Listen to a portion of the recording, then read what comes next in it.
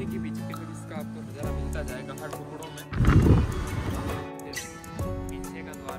तो ये नीलकंठ महादेव मंदिर के बाद में ये जो गेट दिख रहा है आपको, ये सूरज पोल के नाम से जाना जाता है। और ये प्राचीन टाइम पे ना मेन मुख्य द्वार यही था। यहीं से सारा राजकोष और अन्न धन इनकी सप्लाई और जो सेना का मुख्य द्वार था ये भी वही था। और ये नीचे उतरते ही जो आप सामने देख रहे हैं, ये जो इतना बड़ा ग्राउंड है ना, ये है मतलब क्या बोलते हैं आपके बैटल फील्ड है ये। यहाँ पे जो है युद्ध वगैरह यहीं होता था। और ये नीचे के मैदान का रास्ता भी यहीं से निकलता था। और इसी गेट से थोड़ा सा आगे चलते हैं तो अपन यहाँ पे सलूम्बर के जो चंडावत सरदार रावत साईं दास जी का स्मारक भी है, जो अकबर की सेना के विरुद्ध लड़ते हुए वीर गति को प्राप्त हुए थे। और ये जो खिलजी ने आक्रमण भी यहीं से करा था। ये जो आपने गेट देखा था अभी, इस गेट के इतने बड़े बड़े किले लगे हुए थे। तो अकबर जो खिलजी है उसने अपने हाथियों को मदिरा पिला के और इस गेट को बड़ी मुश्किल से काफ़ी मशक्क़त करने के बाद भी नहीं तोड़ पाया था। और यहीं जो जूम करके दिखा रहा हूँ ना, यहीं हुआ था खिलजी का और रावल रतन सिंह का युद्ध।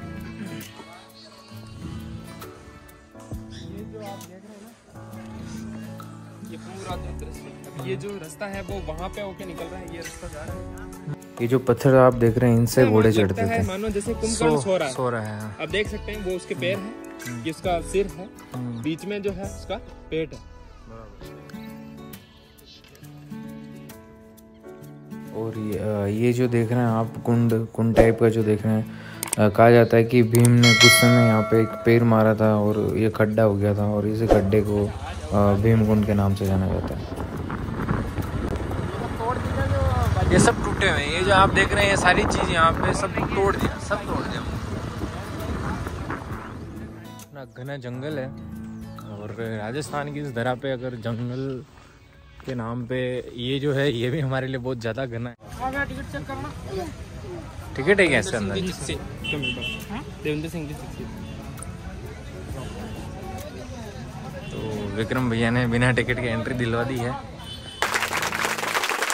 तो हम एंटर हो चुके हैं रानी पद्मावती के महल की तरफ। और कहा जाता है कि रानी पद्मावती इतनी सुंदर थी कि अगर वो पानी भी पीती थी तो उनके कंठ से दिखाई देता था। और अगर कुछ और भी चीज़ ऐसे ही मतलब पान वगैरह भी खाती थी तो उनका गला लाल हो जाता। और ये जो आप देख रहे हैं रूम वगैरह, ये इनके दासियों के रूम थे।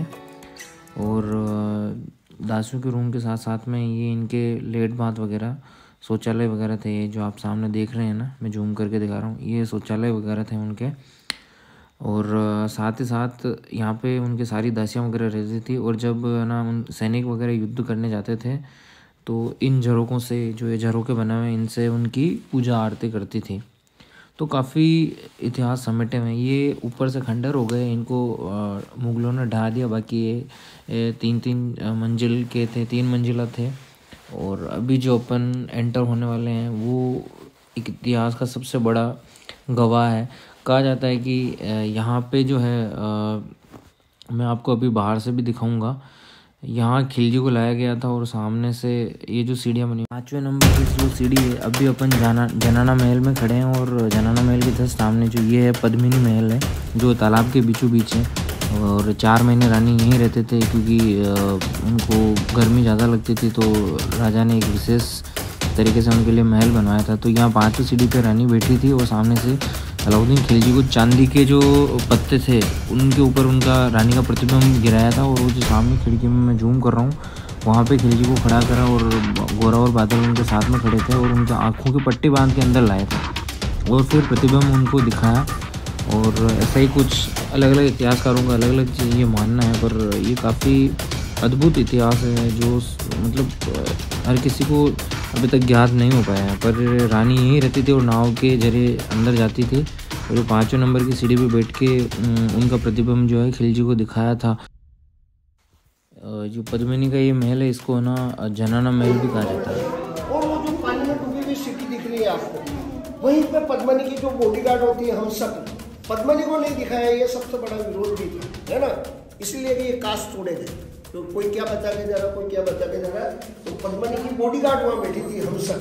अलाउद्दीन को लाया जाता है आंखों की पट्टी बांध के और उसको खड़ा किया जाता है अपोजिट ऐसे समझिएगा। घोड़ा बादल, पद्मनी के चच्चे भाई और काका खड़े और तलवार लेके हिलेगा डूबेगा, सरदार से गमन किया जाएगा, पीछे मुड़ेगा, नहीं देख पाएगा। आते उसके आंखों से पट्टी उतारी जाती है और जो पद्मनी की बॉडीगार्ड हम सब वहां बैठी है उसका प्रतिबिंब दिखता है वो सामने। वो जो जगह दिखेगा आपको वो वहां दिखेगी, लेकिन पीछे घूमेगा, फेस टू फेस नहीं देख पाएगा, उसको बढ़ना पड़ेगा। बढ़ेगा, पूरा बादल खड़े हुए सरदार से गमन कर देंगे। 45 डिग्री का कोण है। आज की तारीख में नेवी के अंदर पनडुब्बी में ऐसे देखा जाता है ये पेरिस्कोप। इसको अपन हिंदुस्तानी में बोलते हैं जुगाड़। अपना हिंदुस्तान जुगाड़ में सबसे आगे वर्ल्ड फैलेगा। तो ये जुगाड़ क्या है भाई दिखाना था ही पद्मनी को, पद्मनी के हम सबको ही दिखाना था, है ना? आया समझ?